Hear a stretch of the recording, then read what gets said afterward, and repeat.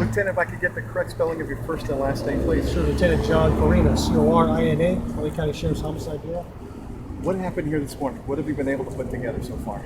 About 10 o'clock this morning, we had some Metro Rail workers working on the railroad line here, just doing the maintenance. As they were coming down the line, they spotted what looked like a body on the tracks, or next to the tracks. So they called the local police department here. They came out, and sure enough, it looks like a female, white, laying on the tracks a little farther down here. Is it suspicious accident? I know it's early, but how's it looking as far as cause of death?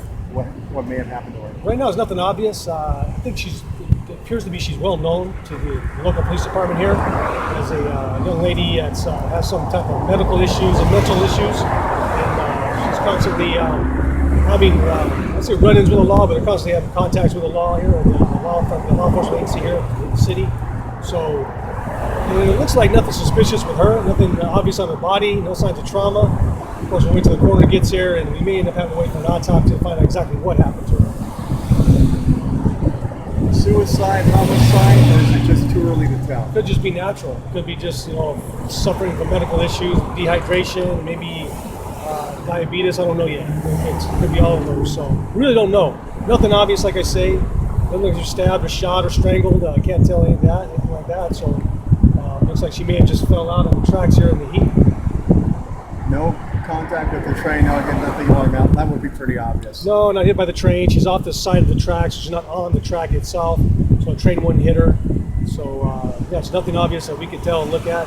But in abundance of caution, we're going to handle it like it possibly could be a homicide, just in case something comes up during the autopsy. All right, thank you, Lieutenant. Appreciate it. Does she seems to be a homeless person?